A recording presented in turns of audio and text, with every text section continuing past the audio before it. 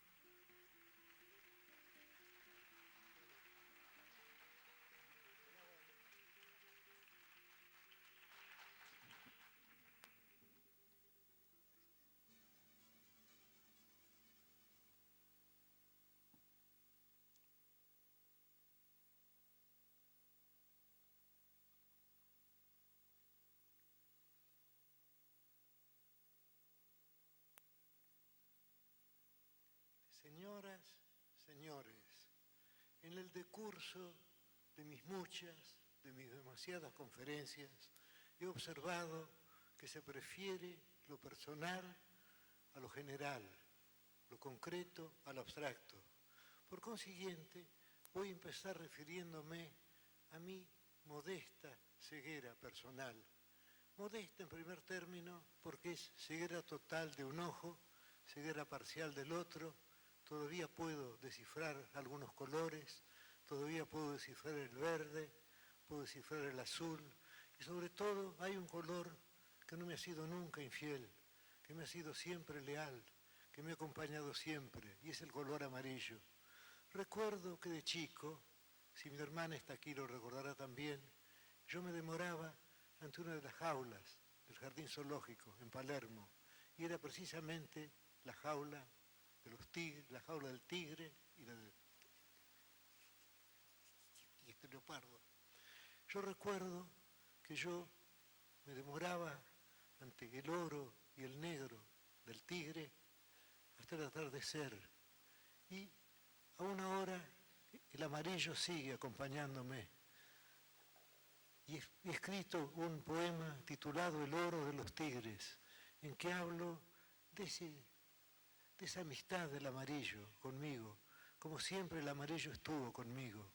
Y ya que estoy hablando de colores, quiero empezar recordando un hecho que suele ignorarse y que no sé si es de aplicación general, y es este.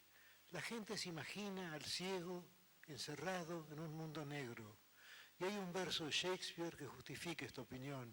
Shakespeare dice, "Looking on darkness which the blind do see", mirando la oscuridad que ven los ciegos. Y si entendemos negrura por oscuridad, el verso de Shakespeare es falso. Precisamente uno de los colores que los ciegos, o en todo caso este ciego extraña, es el color negro y el color rojo. Le rouge y le noir son los colores que nos faltan. Y para mí, que tenía la costumbre de dormir en plena oscuridad, me molestó durante mucho tiempo tener que dormir en ese mundo de neblina verdosa o azulada y vagamente luminosa, que es el mundo del ciego. Yo hubiera querido reclinarme en la oscuridad, apoyarme en la oscuridad. Y el rojo también, que se supone que es el color más vivo, ha desaparecido para mí. Lo veo como un vago marrón. De modo que el mundo del ciego no es la noche que la gente supone. En todo caso, estoy hablando en mi nombre y en nombre de mi padre, de mi abuela, que murieron ciegos y sonrientes y valerosos. Y yo espero morir así también, pero no sé. Se heredan muchas cosas, la ceguera, por ejemplo, pero no se hereda el valor. Y yo sé que fueron más valientes que yo. Pues bien, el ciego vive en un mundo bastante incómodo, en un mundo indefinido, del cual emerge algún color. Para mí todavía el amarillo, todavía el azul, salvo que el azul puede ser verde, todavía el verde, salvo que el verde puede ser azul, y el blanco ha desaparecido o se confunde con el gris. Y en cuanto al rojo, ha desaparecido del todo. Pero espero alguna vez, estoy siguiendo un tratamiento, espero alguna vez mejorar y poder ver el rojo, ese gran color, ese color que resplandece en la poesía también, y que tiene tan lindos nombres en muchos idiomas. Pensemos en Scharlach en alemán, Scarlet en inglés, escarlata en español, escarlate en francés. Son palabras que parecen dignas de ese gran color, el rojo. En cambio, amarillo no es una linda palabra en español, pero tenemos jaune, que tiene el mismo origen, y tenemos yellow en inglés, que se parece tanto, amarillo, creo que en español antiguo era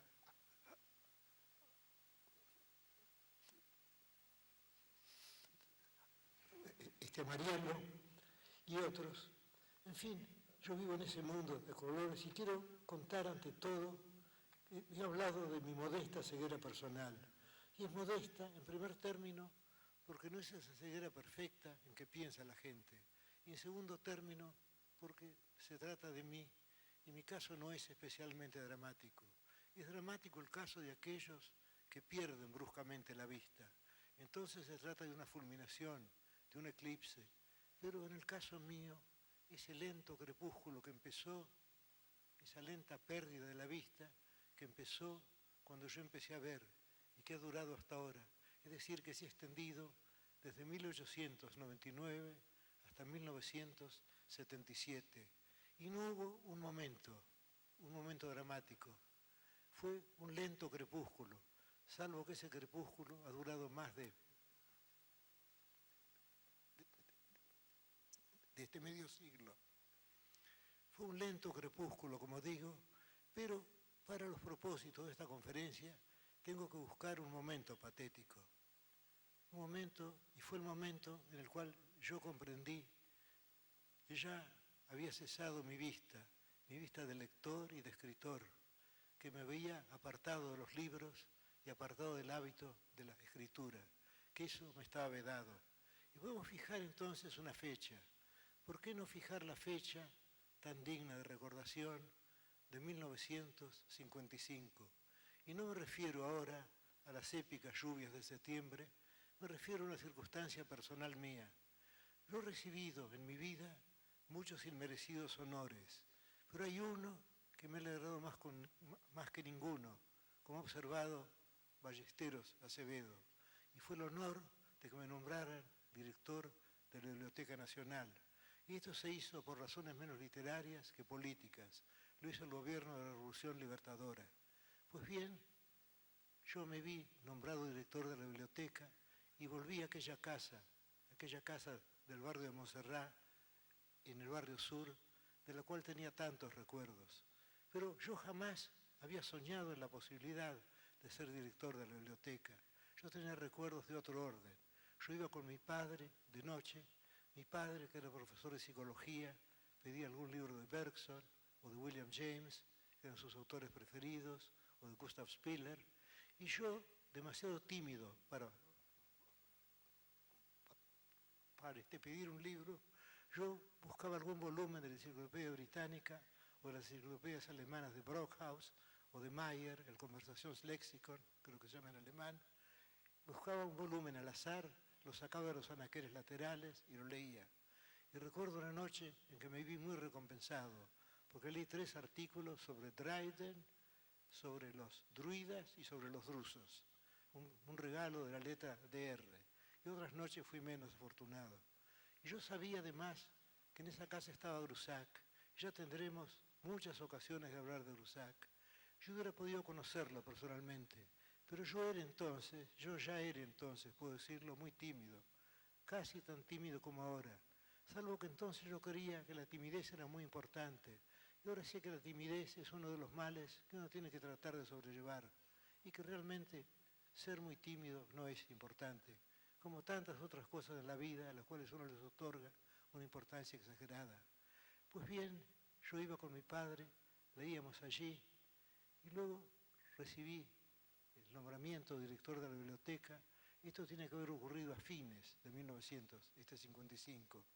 Y entonces ocurrió el primero de los hechos extraños que voy a referir hoy, o de hechos que creo extraños.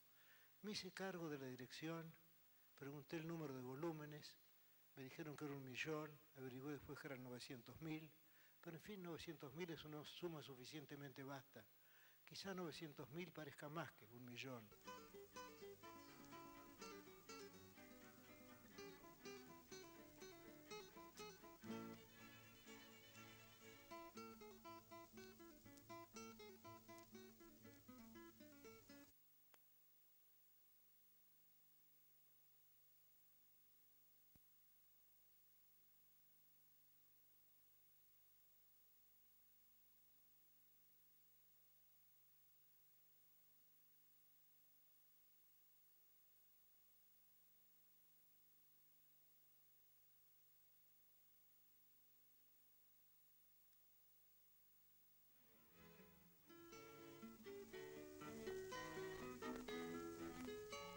Jorge Luis Borges y una conferencia poco común. Casi diría, más que una conferencia, una charla. Jorge Luis Borges hablando de sí mismo. Y nos contaba cuando él llega a la Biblioteca Nacional, donde hay, según le dicen, 900.000 volúmenes. Volúmenes que él no puede ver, que él no puede leer, porque ya es ciego por entonces. Esto ocurre en 1955, cuando él es nombrado director de la Biblioteca Nacional. Llega a ese lugar y nos sigue contando qué ocurrió por entonces. De esta manera, tan cálidamente.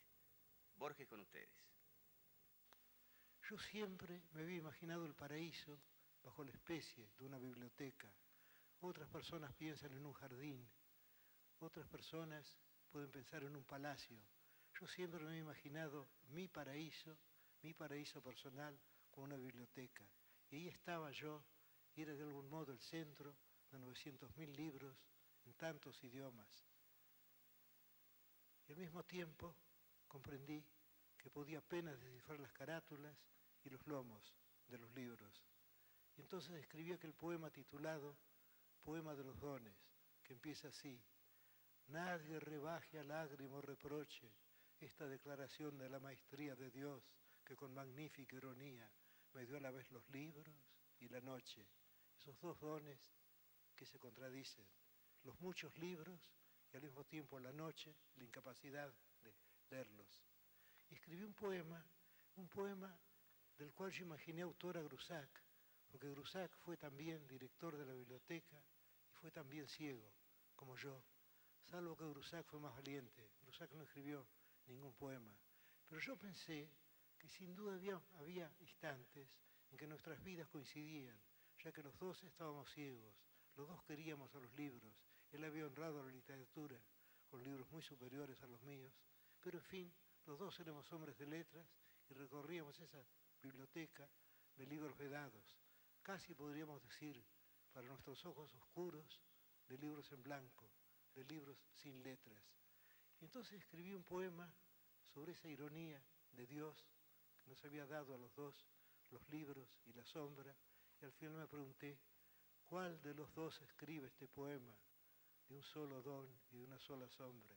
Pues bien, yo pensé, este poema lo escribe Grusac también, salvo que él ha sido más valiente que yo y no lo he escrito.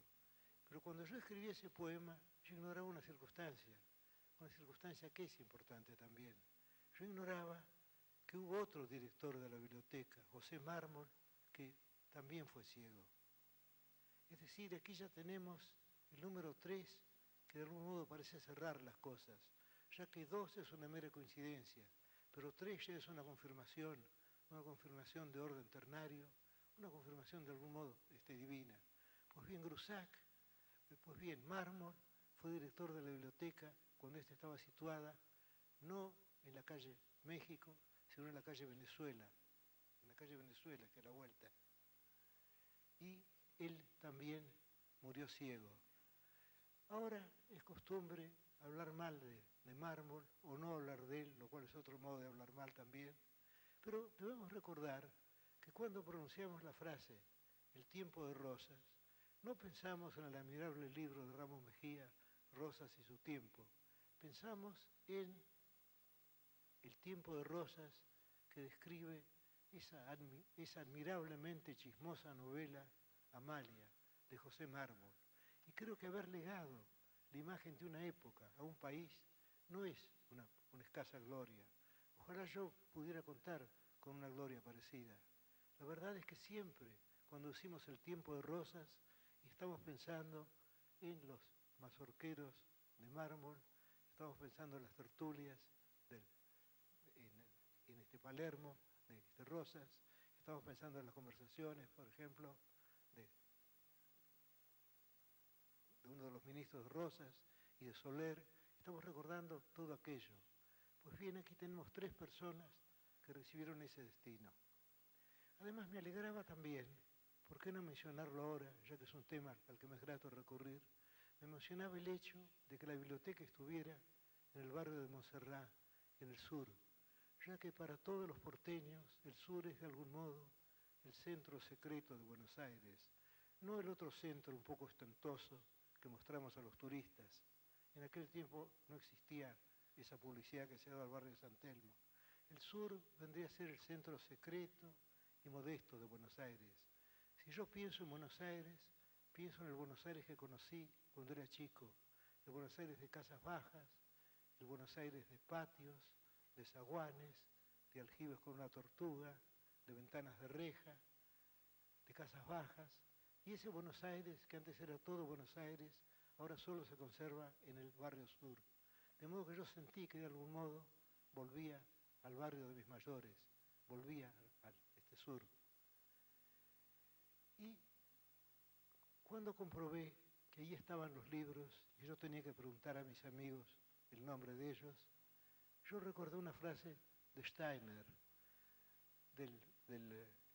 este teósofo alemán, Rudolf Steiner, que en su libro sobre antroposofía, que fue el nombre que él dio a la teosofía, dijo que cuando algo concluye debemos pensar que algo empieza. El consejo es saludable, pero es de difícil ejecución, ya que sabemos lo que perdemos, pero no sabemos lo que vamos a ganar después. Tenemos una imagen muy precisa, una imagen a veces desgarrada de lo que hemos perdido, pero no sabemos qué puede suceder a esa primera imagen. Entonces yo tomé una decisión. Yo dije, ya que he perdido el mundo de las apariencias, ya que he perdido el querido mundo de las apariencias, debo crear otra cosa. Yo tengo que crear lo que sucede al mundo visible, que de hecho he perdido. Y entonces recordé unos libros que estaban en casa. Yo era profesor de literatura inglesa en la Facultad de Filosofía y Letras de nuestra universidad, pero ¿qué podía hacer yo para enseñar esa casi infinita literatura, esa literatura que sin duda excede el término de la vida de un hombre de las generaciones? ¿Qué podía hacer yo en 4 meses argentinos de aniversarios y de huelgas para enseñar literatura inglesa? Hice lo que pude para enseñar el amor de la literatura inglesa y me abstuve en lo posible de fechas y de nombres. Y vinieron a verme unas alumnas que habían dado examen y que habían pasado. Todas las alumnas pasaban conmigo. Yo siempre he tratado de no aplazar a nadie. En 10 años he aplazado a 3 alumnos que insistieron en ser aplazados. Y yo les dije que deberían honrarlos con una comida, deberían celebrar eso con una comida, ya que ser aplazado por mí era mucho más meritorio que ser aprobado por otros profesores.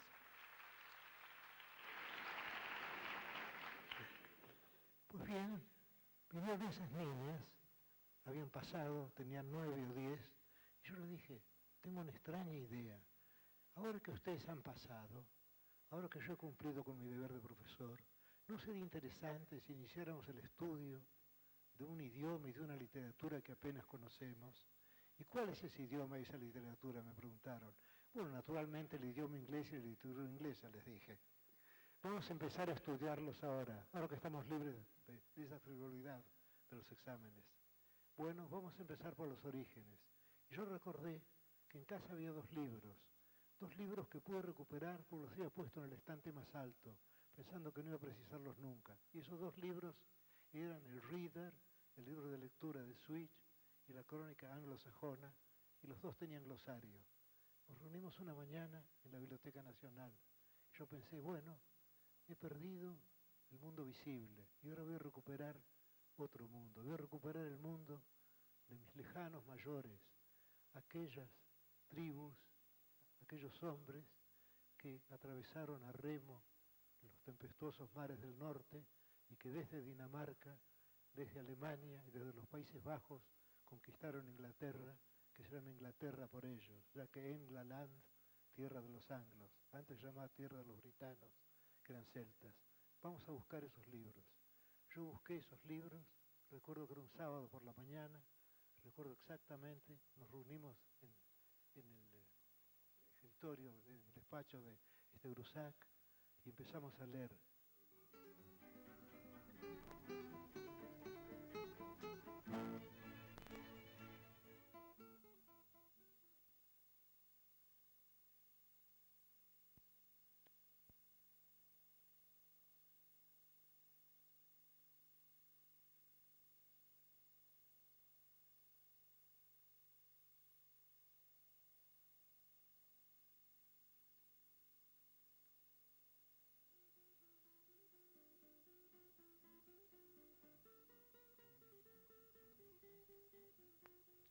En un momento dado de la etapa que acabamos de dejar en la conferencia de Jorge Luis Borges, él desliza una sutileza y él mismo se ríe de su propio chiste, quizá.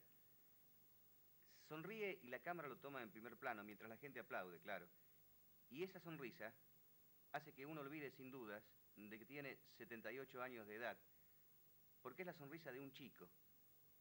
Está demostrando a través de la manera de hablar y de lo que dice, que realmente tiene la calidez y hasta la candidez de un chico.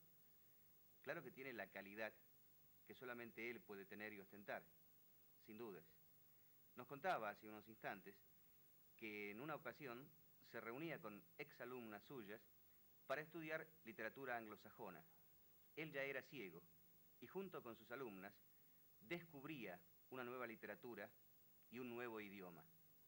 Borges mismo nos sigue contando lo que ocurrió entonces. Y nos mortificó un poco, pero al mismo tiempo nos llenaba de cierta vanidad.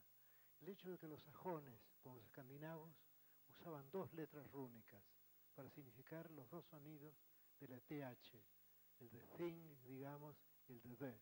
Y eso daba un aspecto misterioso a la página. Yo no podía ver esas letras, pero hice que me las dibujaran muy grandes en un pizarrón, y ahora tengo una imagen suficientemente exacta o inexacta de lo que son las dos letras rúnicas del anglosajón y del islandés.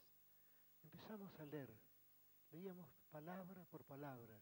¿Qué otro modo de leer? Nos encontramos con un idioma que nos pareció del todo distinto del inglés, más parecido al alemán. Y ocurrió lo que siempre ocurre cuando se estudia un idioma nuevo, y es que cada una de las palabras resalta, es como si estuvieran grabadas, es como si fueran talismanes. Por eso los versos en el idioma extranjero tienen un prestigio que no tienen en el idioma propio, porque se oye, porque se ve cada una de las palabras. Uno piensa en la belleza o en la fuerza o simplemente en lo extraño de las palabras. Qué raro, por ejemplo, que el sol no se llame sol, sino sunne, que la tierra se llame eorza, eorce. Todo eso es raro y todo eso se agradece. Y tuvimos muy buena suerte esa mañana, porque encontramos una frase. Y esa frase fue aquella en que sentimos todos el amor del anglosajón, algo así como aquella frase de la Matière de Bretagne, volvemos a Bretaña, en que Francesco y Paola reconocen que están enamorados. Y aquel punto fue la frase que creo recordar ahora. Julius se casare, erest romana pretenlon diesocte. Julio, el César, fue de los romanos el primero que buscó Inglaterra. Y aquello de encontrarnos con los romanos, encontrar todo eso en un texto del norte, nos halagó. Y aquello de Julio el César, por Julio el César también. Recuerden ustedes que no sabíamos nada del idioma, que lo leíamos con lupa, que cada palabra era como una suerte de talismán que recobrábamos. Y luego encontramos dos palabras. Con esas dos palabras ya estuvimos como ebrios. Es verdad que yo era viejo, ellos eran jóvenes, parece que son épocas aptas para el embriaguez. Y yo pensaba además, estoy volviendo al idioma que hablaron mis mayores hace 50 generaciones, estoy volviendo a ese idioma, estoy recuperándolo, no es la primera vez que lo uso. Cuando yo tenía otros nombres, yo hablé en este idioma, encontramos dos palabras que también nos enamoraron. Y esas dos palabras fueron el nombre de Londres, Lundenburg, Londresburgo, y el nombre de Roma, que nos emocionó aún más por pensar en esa alta luz de Roma que había caído sobre esas islas boreales perdidas. Y ese era el nombre de Roma, la Romaburg, la Romaburgo, Roma. Y creo que salimos a la calle repitiendo, gritando en voz alta, Lundenburg, Romaburg, pero posiblemente eso sea un recuerdo falso. Otras personas me dicen que no iniciamos el estudio en la biblioteca, sino en el Instituto de Literatura Inglesa de la calle Reconquista. Pero no importa, la verdad es que solemos olvidar las fechas, las circunstancias de las fechas, pero no lo importante de los hechos. Yo sigo sosteniendo que ocurrió en la calle México, y así empezó el estudio del anglosajón, al cual fui llevado por la ceguera, y ahora tengo la memoria llena de versos elegíacos y épicos anglosajones. Puedo repetir dos, inevitablemente voy a repetir dos, y ustedes verán que nada importa que hayan sido redactados hace mucho tiempo.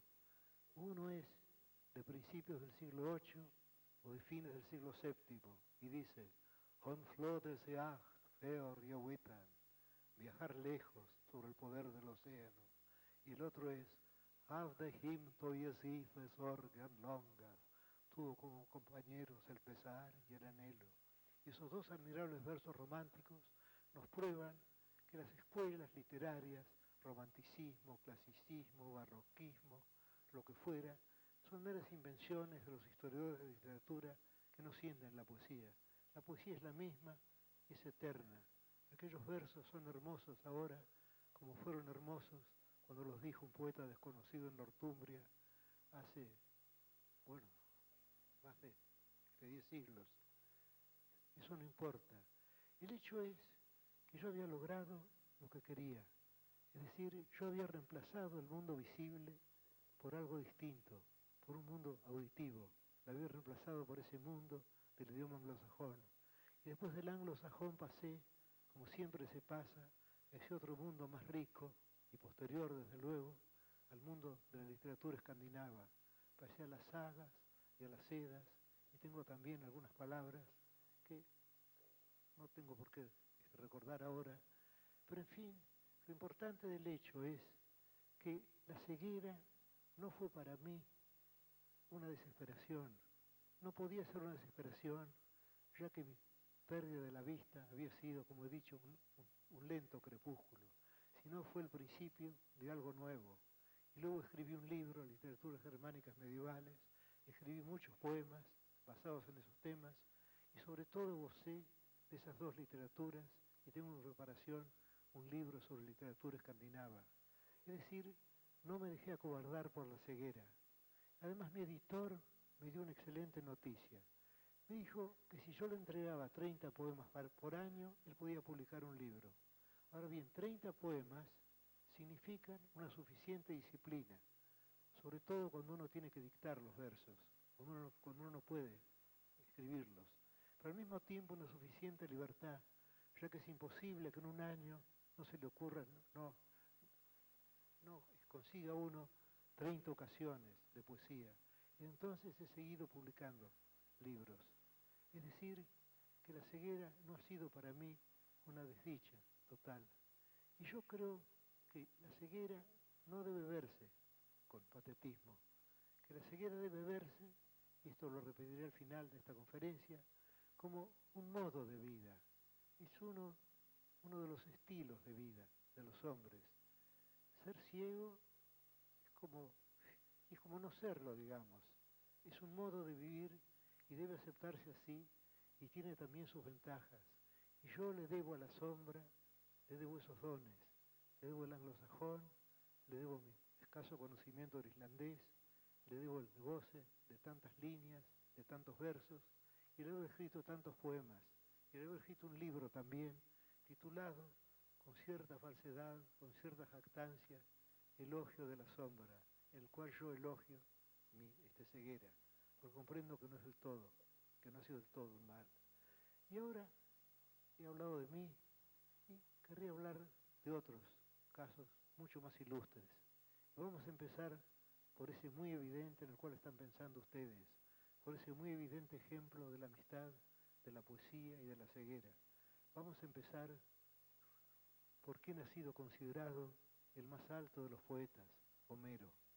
Y hay otro poeta griego cuya obra se ha perdido, pero sabemos también, lo sabemos principalmente por una referencia de Milton, otro ilustre ciego. Sabemos que fue ciego, Támiris, que fue vencido en un certamen por las musas, que rompieron su lira y le